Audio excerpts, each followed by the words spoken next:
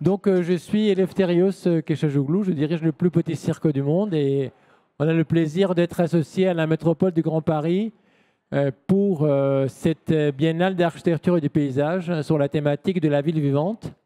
Et aujourd'hui, nous arrivons à cette troisième journée qui est une journée sur les imaginaires créatifs pour voir comment est-ce qu'effectivement les artistes d'aujourd'hui repensent les questions des imaginaires de la métropole du Grand Paris.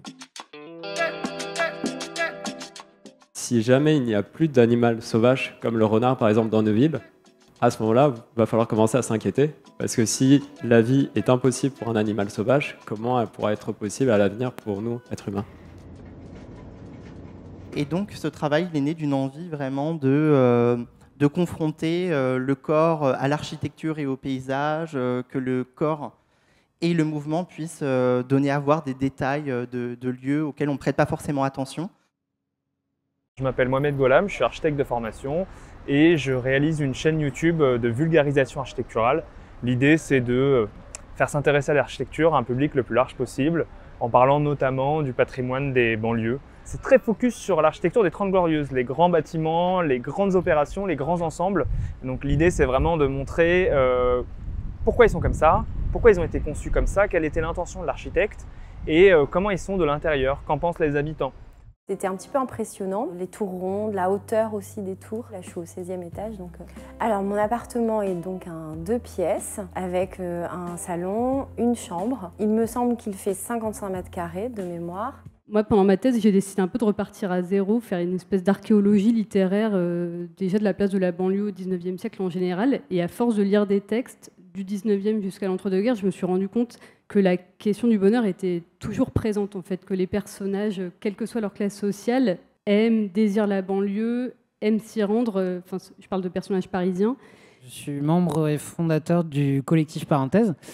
Donc, le collectif Parenthèse, c'est un collectif d'architectes à cheval entre une démarche plus ou moins artistique, ou en tout cas une démarche qu'on veut volontairement créative, et aussi un volet plutôt engagé sur la question de la valorisation et de l'appropriation de l'espace public, et ça avec le concours des habitants et des institutions publiques, que ce soit des mairies, etc., ou des assos de quartier. Et en fait, c'est un projet qui a commencé près de chez moi, à la rencontre d'un arbre qui, chaque hiver, en fait, se recouvrait de ces grands oiseaux noirs qui disparaissaient en été.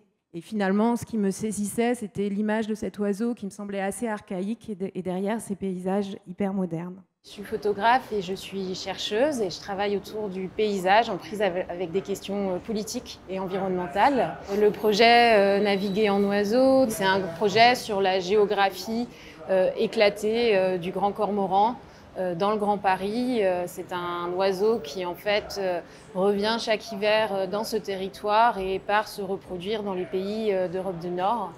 Et donc l'idée et l'enjeu, c'est de comprendre quels sont les besoins et quelle est la géographie, quel est le territoire et quel est le paysage de cet oiseau et dans quelle mesure il croise ou il ne croise pas en fait nos territoires et nos géographies humaines.